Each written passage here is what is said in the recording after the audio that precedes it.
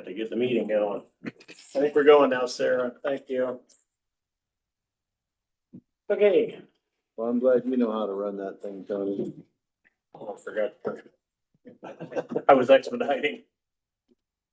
Okay, the first thing I want to bring up before I forget, Chris Kroll, called. Steve actually knew about this, but since he's not here, Thursday, September 18th, approximately 2 to 2:30, the St. Joe School is holding a reunification event in case of the school evacuation.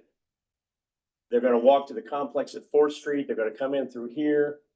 And the parents gonna pick them up on the second floor where my office and down that hall. So that is Thursday, the 18th, 2 to 2:30. And they just wanted, I don't know that we necessarily need action on that. It was just to notify everybody in the building that that's going to be happening. That's a drill, right, Tony? Just a drill. Evacuation drill. They've never had a Any drill, questions on that? so Right. I just wanted to make that announcement. If anybody sees a bunch of kids in here, that's what it is. Very good. Next thing I have is the Maximus contract, and Maximus calculates indirect cost, overhead costs of the child support program that the county is performing for the reimbursement from the state. So the clerk, the prosecutor, and our office, we all get audited on this every year. This is the annual contract service agreement. Gosh, let me see what I gotta find the amount here. Are there any changes to the contract? There are no changes to the contract. Obviously, the clerk is happy, the prosecutor is happy. $23,760. 60. 23,760. Okay, good, thank you. I don't have any problem with contract. It seems like it's worked well in the past. We're assuming it'll work well in the future. Stan, do you have any No, Mark, any thoughts on that? What's that? Maximus Maximus annual contract. service Yeah, no, that should be fine. agreement, We do that 23,760? Yeah, that's annual. Okay, yeah, and that being said, I move that we accept the annual service agreement with Maximus for $23,760. Okay, I'll second I'll that. get that off to Maximus. They will sign it, send it back to me. We'll make a copy of it for the You want me to records. go ahead and sign this? You can go ahead and sign it, or I can put Steve's stamp on it. It's regardless which way you do it, it's fine. Mark, you and Clayton just let me know. But even if so, that resolution, if it doesn't have to go to council, it had to be rewritten, right? Yeah, I mean, we'll have to see what, okay, I'll talk to him about we'll it. just do it next week. No biggie. Okay, Okay, that one's signed. next I have the Allied Weekly Health Insurance claims. Those are in the amount of $19,686.63. On here, and I'll tell you, that is all medical, no stop loss, no anything, all medical, 19,686.63. Move that we It's already signed. pay the Allied for their weekly all medical for $19,686.63. Did you want to look at it? Good. Alright. You need to All sign right. it too, Stan, probably. Okay, Oh, you did already? Yeah, he signed it. yeah. All right, I'll second that. And then next we have Eastern Alliance Workers' Comp. That is in the amount of $5,023.63. And I'll pass this down so you can look at it, but it's Eastern Alliance Workers' Comp, $5,023.63. 53. What, six, what did I say? 63. 63, okay, I can't hear 50. Yeah. don't- 5,023.63, Tony? He's got it right in front of him. Yeah, I think it's 63, yes. correct. I move we pay Eastern Alliance Workman's Comp the amount of $5,023.63. Okay, I'll second it. Motion carries. Okay. Then I have the accounts payable claims that you should have received via email. And that amount is $276,626.22, $276,626.22 for accounts payable. All right, you've had a chance to. look I through- did, I didn't have any question on it. I looked through them too. I did not have any questions. I entertain a motion to, pay the claims for the amount of 276, 626.22. I'll second that. Motion carries. Anything else I'm gonna like handle later. The bulk rates and so forth. Which that might be the only thing. Maybe. I forget what I gave you now. Let's see, Does the claims need all three of us or just the chairman? two's fine, two others fine. Oh, Oh, hand that down to Doug. sorry. You're used to signing it last, aren't you? Sorry about that. Since, okay. Yeah, cause I just didn't wanna have I have the to- recorder. I didn't sitting want Tony underneath not anyway, being under able to county pay it attorney because of anyways. the Yeah. little hiccup here.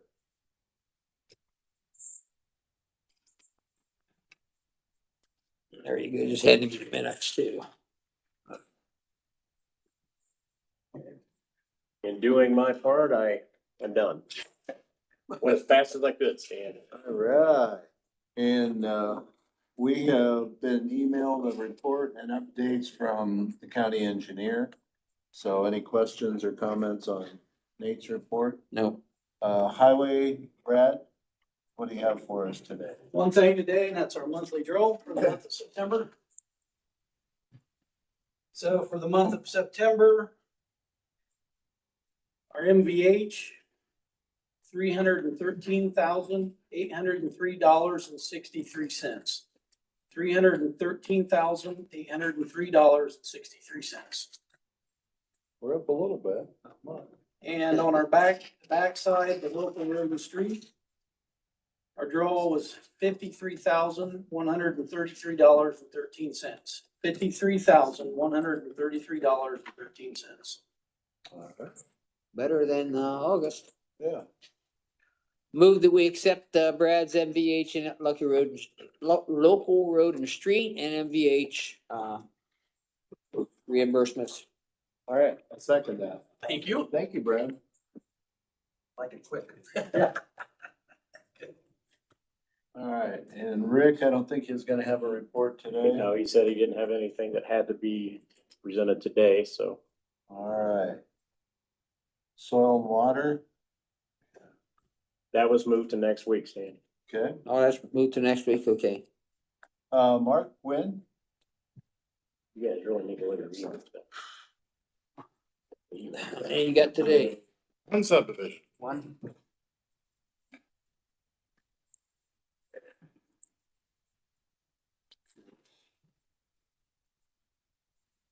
Sounds amish. 100 east, 100 south. 100 east, 100 south, This okay. is the existing single lot being Right, made into two. into two. Access from the- 6.8. Got access on 100 east. That's on 100 south that was already there. Planning committee's been through this, right? Yep, these houses Well, that stay one- with that. And That's 10 even. assuming there's a new home gonna go here. Now, just out of curiosity, okay, if either one of these would wanna split again, This is a 2-lot subdivision. They could still do a third. Because you're allowed to do 3 in a That's line. enough. so you could have one here and here both. If it comes back sometime. Yeah. And the access would have to be, if this was split, the access would have to be here. Yeah, they'd have It's to. a long lane, okay. I move to accept the Swart subdivision as presented. I'll second that.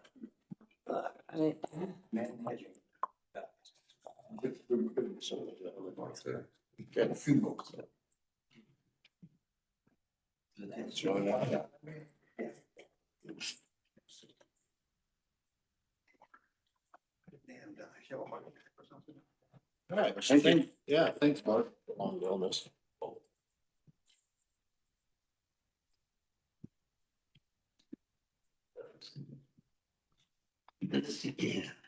Okay, Mark, do you have anything for us?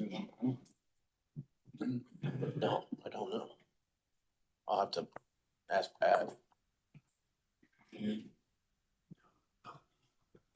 We're gonna wait on the 23rd for that resolution, but Clayton has Tom's. Yep. You guys have anything now or you wanna? wait? Clayton does. Yeah, he's got a resolution for a copy piece. All right, Sorry, me to go? yeah, if you're ready. Yeah, so, Tom came the other week, related to the increase of, bulk form copy price, to begin January, 1 of 2026. So, I prepared, ordinance number 2025-14, if adopted, that's the number. Short title would be an ordinance by the Board of Commissioners of Adams County, State of Indiana, amending ordinance number 2022-3, to increase the fee charged by the Recorder of Adams County for bulk form copies.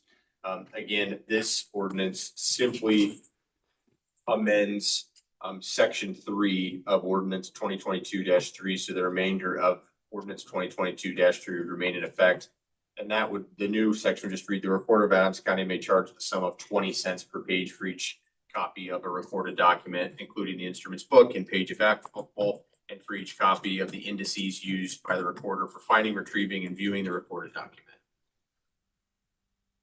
What's the current price? Tom, 15 cents. 15, you're going from 15 to 20 20. cents is the most the state will allow. Okay, effective, It would be effective January 1, 2026. And I think Tom would agree, the state has allowed it be 20 cents for some time. Yeah. And the county's just simply left it at 15 cents. are you, you're recommending this, right, Tom? I move that we adopt 2025-14, which means we're gonna increase the per copy page by 5 cents. Correct. I'll second that. Motion carries.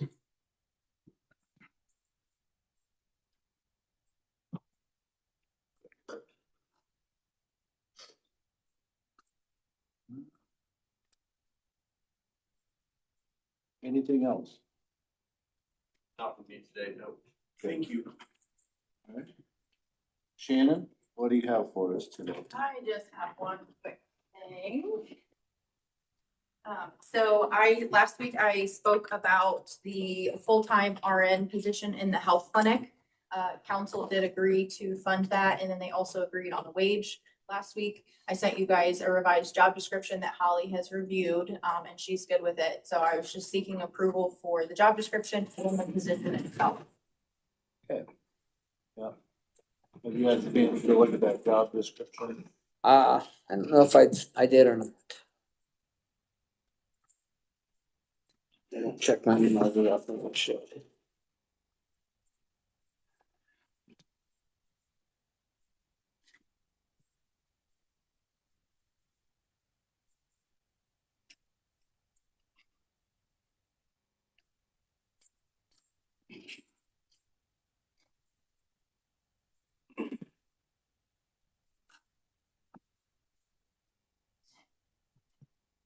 Was there anything in particular that you wanted to point out on that description? Not necessarily, no.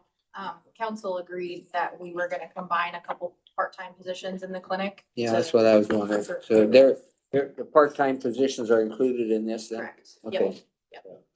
Okay, so, and you also, you said the wage committee decided or Yes. agreed on a, They did. They agreed on a wage range, and then council agreed on that same wage range and they agreed to fund it as well. So Jess and Holly and I have a plan for how to pay for it this year and the next year, obviously, because budgets have already been submitted. So we'll have to work with Tony and Glenda to make sure that we've got all of our ducks in a row, but we have a plan in place. and if we approve of this, then what would be the effective date, suppose, or the start date for this position? Well, we haven't started recruiting yet, so we were waiting on you guys to say yes, that we're okay with it. So I'd imagine maybe 4 to 6 weeks. Okay, so it could happen as soon as. Correct, yep. I really don't have a problem with the job description nor the wage that was set scale. Okay, is that a So- motion? Make a motion to approve. Okay, I'll second that motion. Right. Thanks for your work on that to Yeah, be able to. absolutely. And you don't have to sign that. It was just an Oh. example. Yeah, Alright. thank you.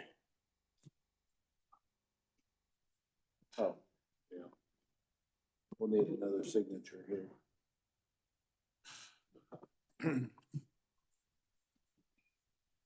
Okay.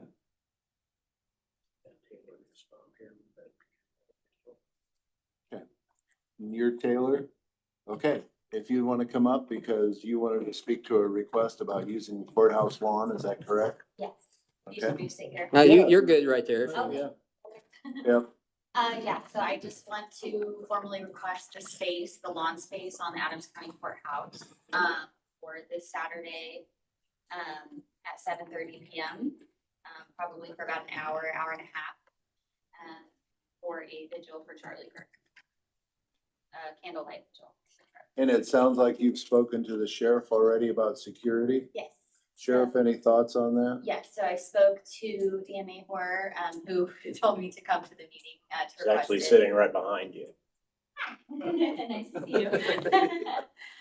And then I have been in contact with Kevin Gerber and, Chief Taylor and Byrne, because I know that they said that they would be able to attend, but if they were to be called away, from duty, that they would have to leave, if something were to happen. So that's why I've been in contact with multiple law enforcement agencies. But yeah, I feel like myself and a lot of other people feel safer with the law enforcement presence there, just to lower any scrutiny, hate speech that might, because it's not political, it's not anything other than a prayer vigil.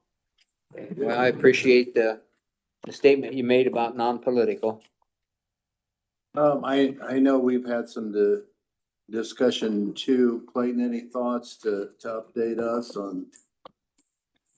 I guess I am inclined to certainly approve the request, so. And Clayton has prepared an ordinance, but if you want to get done quicker today, I don't think that ordinance, which isn't in effect, would affect I anything think today. That's just an outlying discussion based on the request we've got the years for the use of the courthouse lawn. That may be a more, concrete process related to an application stuff. That's what it says. It wouldn't have any effect on this again. And I think it's more than appropriate to have that type of event. If you all would like to grant it, I would say, you can set certain parameters if you'd like, time, hard start, hard stop if you'd like. But I think it's fine. You said you said your expectation is about an hour? Hour and a half, yeah, just because 7:30 is sunsets at like 7:45, so just to give people time to arrive, get their candles lit and everything. And I have that are going to sing and pray worship songs and things, so just enough time for everybody to get out. If we grant approval, would it be appropriate to specify a time limit of an hour and a half or no more than 2 hours or something of that nature? 2 hours. 2 hours, is that okay for you?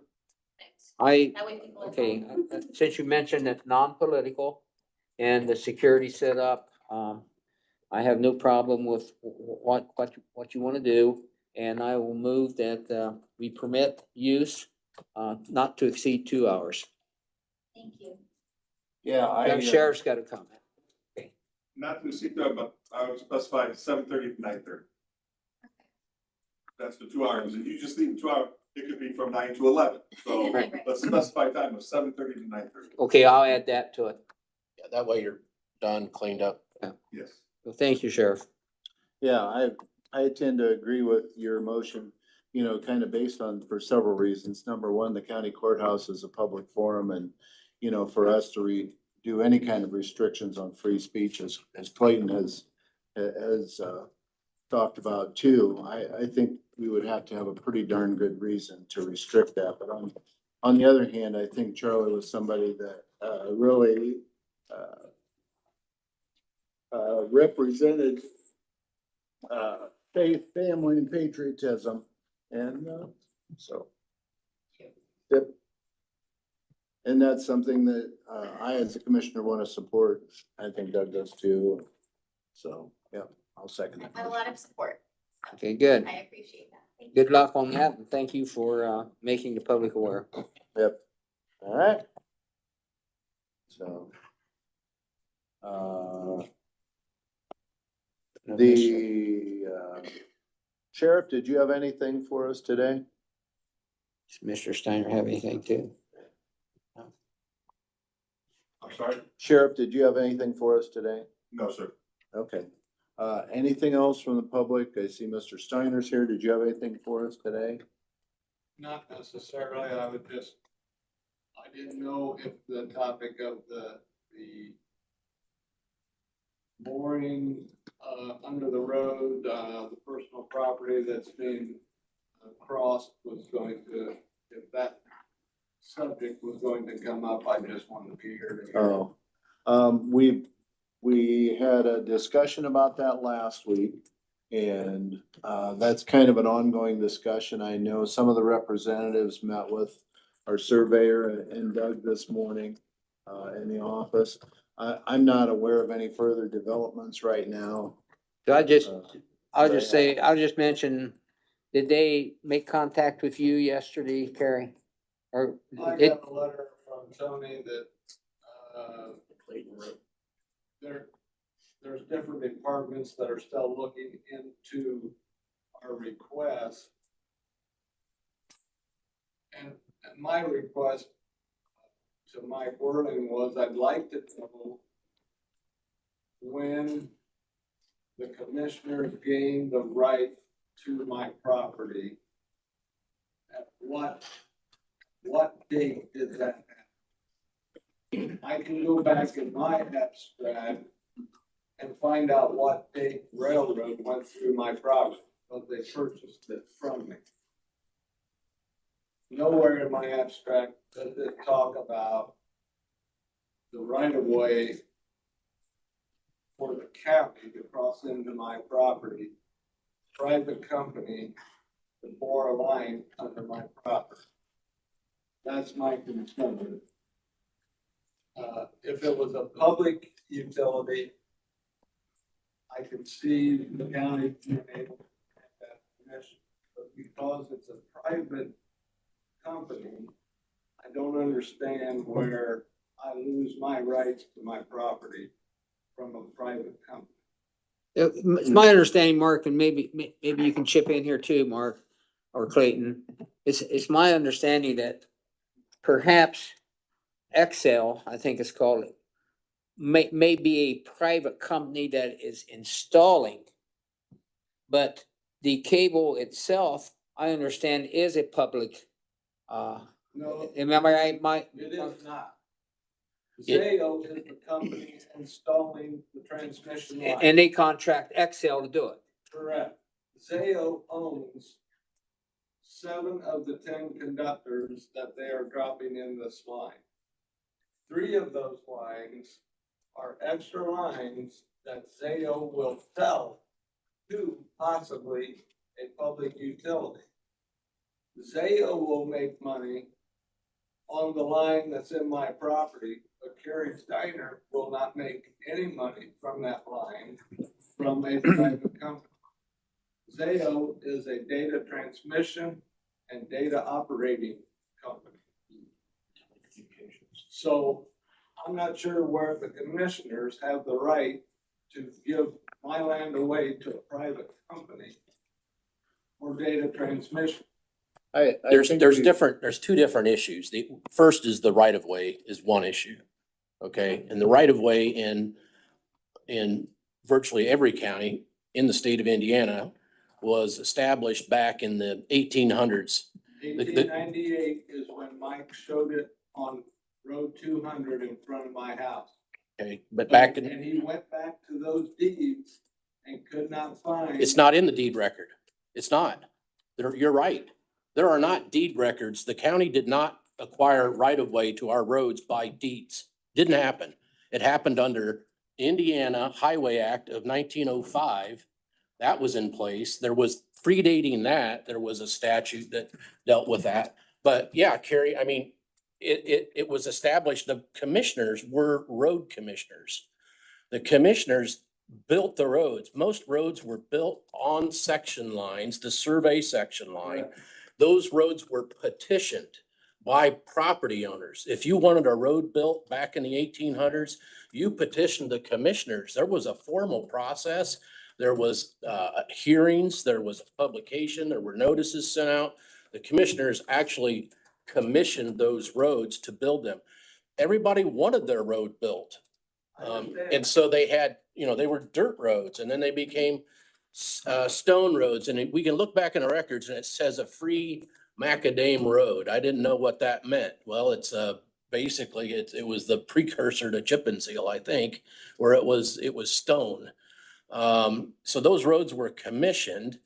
And when they were laid out in the records, then that is how we refer to our right of way. And so we've got kind of a right of way index that Frank Blackburn, who was the county plat book technician 50 years ago, and Frank was around for a long time. He created this index that references the county's right of way back to those commissioner records. And so I've got a title company, in our Adams County Land Title. So we look at these records all the time, and you're right. I mean, there's no deed record to it.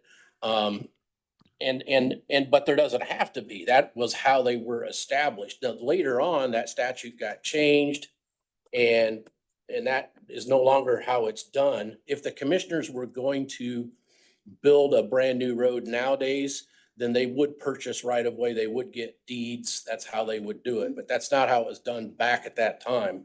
Now, the question of, okay, so how was the right of way established? That's how it was established. Now, the question is, what rights, do the commissioner have to grant permits within the right of way? And so we've had, phone lines, electric, over the years, obviously those are utilities. And data nowadays is another type of utility. It serves the public interest. Your cell phone connects This to. line is not serving public. Okay, that is a debate. I understand the argument, but that is a debate that we're going to get into, most likely. I can tell you that these exact types of lines are crisscrossing the state of Indiana right now. I understand that. And so It will be through my property. so maybe this by goes the to end of federal court. today. I don't know. Maybe this case goes to court to establish what is the right within a county road right of way. There's no clear answer on it. I can tell you there was a WorldCom case, and I discussed this with your attorney yesterday. I think, are you one of the ones that is represented by Ms. Schroeder? I am. Okay, I spoke with her yesterday, and we're having this discussion right now. And so she's aware. I pointed out this case to her that I believe establishes that county has the ability to grant permits within the right of way. And that's an argument that, we may be having. I don't know. But, that's, we respect, everybody's property rights. That's a big deal. Obviously, I get it. And so but I can tell you, data and communications, the commissioners, in fact, have gotten lots of requests from folks that want fiber. They want communications. I understand you're saying that it's. But you're gonna pay this company to. That's how it works. AT&T. Yeah, that's how it works. The electric company Why makes should that money. company get the income instead of a portion Yeah, of each landowner? I get it. The electric company makes money. The phone company's always made money. They all make money. They have to make money. But they have to answer to the public committee. There's no differentiation whenever it comes to a public utility that it has to, a private company can still be deemed a public utility. Yeah. It's clear Indiana law. Yep. If they're providing, Again, like Mark said, we're going to have to obviously continuously have this debate. I don't think it's necessarily appropriate for it to be debated every Tuesday in this public forum. And we'll respectfully debate that.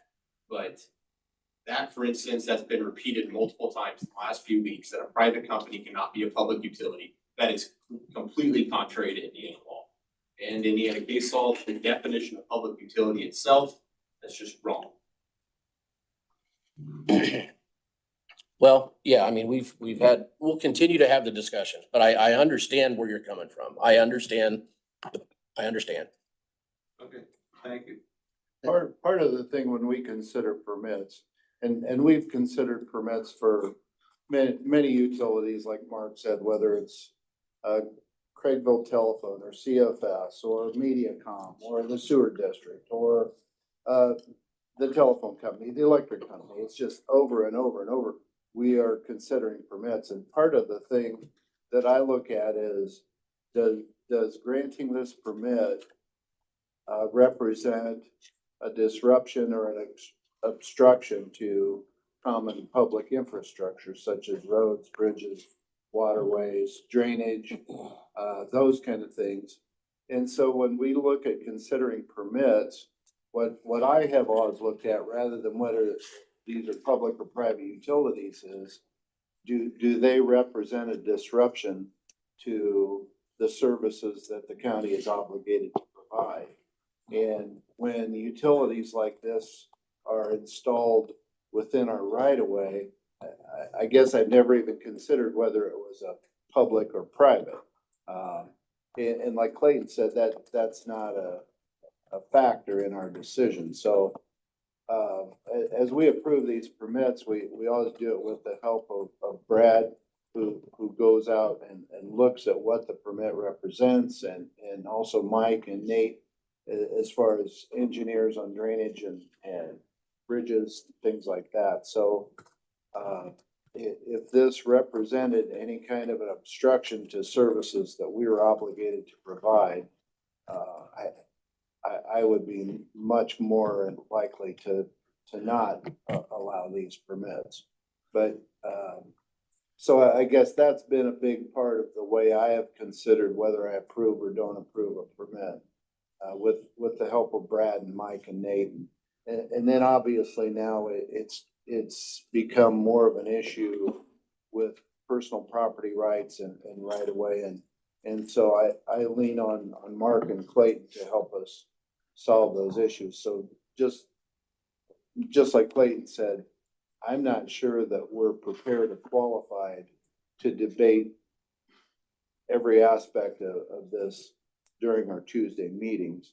So I appreciate you coming together with Ms. Schrader and Mark's office to help resolve this for your benefit, for our benefit. So We were never notified. The only way I was notified was by flags planted in my yard about a week ago.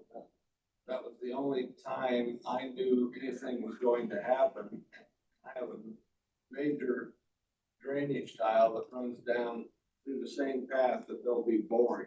well, and And nobody contacted me on what was going on. going back to precedent on how we've approved permits, it's never been our policy, and maybe it should have been, and maybe it should be in the future. It's never been our policy to notify every single landowner along the route that. Yeah, we have approved. Yeah, the permit is for work within the right of way, and that's, and Did those people meet with you, Jerry? Yeah, they. Were you happy with the meeting? Yeah, they are super people. Okay, They are working with me. that's good to hear. That's good to hear. I'm very pleased with the digging crew. Good, Super guys. right. My complaint, which I've just stated. Yeah. Is who has the right? Right. And I don't know, I don't know, and maybe I'll be debated further sometime, but I look at the big picture of things for the United States of America. If this fiber network is going to go from here to Columbus, Ohio, wherever, and it benefits the citizens in the United States and in the citizens of Indiana and perhaps the citizens of Adams County, that's a good thing. That's a good thing. So I do appreciate you coming in and expressing some of your views. Yeah, that's fine. Sake of time, Thanks, Gary. Stan, we better move on. Yeah, we can move on. Yeah. Anything else from general public? Anything else from Mark, from you or your office? Nope. Okay. All right. With that being said, no one has anything else. Move we adjourn.